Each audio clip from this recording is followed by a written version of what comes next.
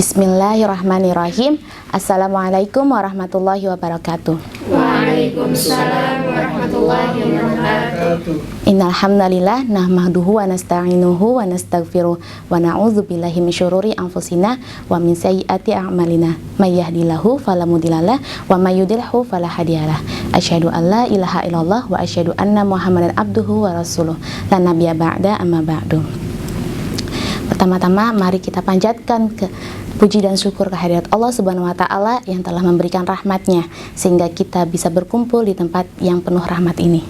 Salawat serta salam mari kita panjatkan kepada Nabi kita Nabi Muhammad SAW yang telah membawa kita dari zaman jahiliyah sampai ke zaman yang terang benderang pada saat ini.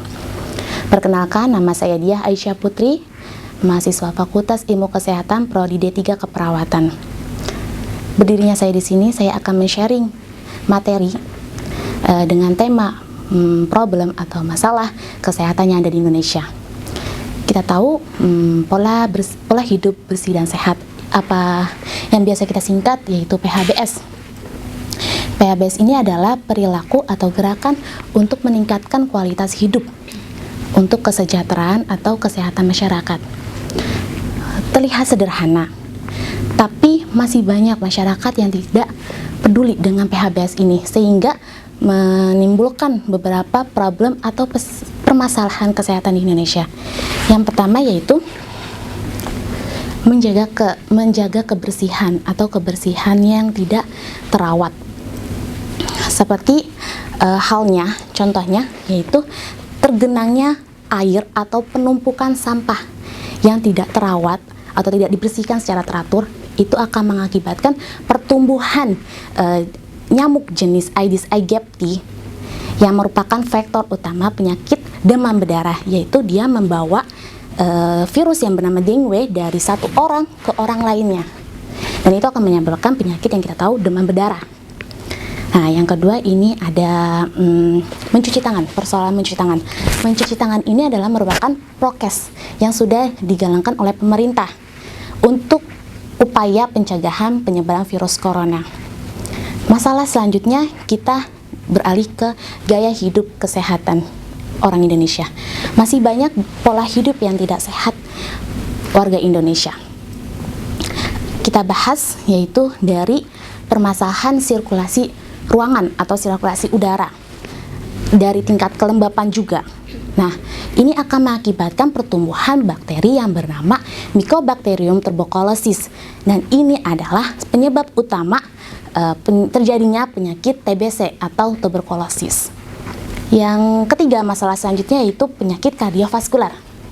Nah, penyakit kardiovaskular ini sebenarnya bukan penyakit yang menular, tetapi penyakit tidak menular. Nah, melainkan penyakit ini disebabkan oleh gaya hidup yang tidak sehat, yang seperti yang saya jelaskan tadi sebelumnya, yaitu gaya hidup sehat yang tidak teratur akan mengakibatkan permasalahan kesehatan selanjutnya.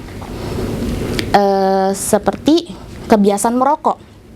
Untuk para lelaki mungkin ini akan merupakan faktor utama menjadi penyakit kardiovaskular. Yang kedua itu stres yang berlebih. Terus pola makan. Nah, pola makan ini pola makan hidup yang tidak sehat. Dimulai dari makanan yang junk food yang mengandung pengawet, pemanis, pewarna, serta penguat rasa. Nah, ada juga makanan-makanan yang berlemak tinggi yang akan mengakibatkan tingginya kolesterol. Nah, makanan berlemak tinggi ini, lemak akan menumpuk atau memperhambat aliran pembuluh darah sehingga memperhambat kerja jantung. Selanjutnya ada persoalan gizi. Nah, persoalan gizi di Indonesia ini sudah banyak marak diberitakan. Dimulai dari obesitas, dimulai dari stunting atau kekurangan gizi.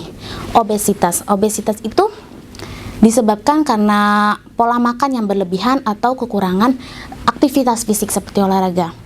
Nah, selanjutnya yang stunting atau kekurangan gizi. Kekurangan gizi ini diakibatkan karena kurangnya pengetahuan masyarakat dengan pengetahuan gizi. Nah, dan juga disebabkan oleh faktor ekonomi juga. Selanjutnya, permasalahan kesehatan yang mempengaruhi itu adanya kebijakan pemerintah. Kebijakan pemerintah seperti fasilitas yang tidak merata, terutama fasilitas kesehatan.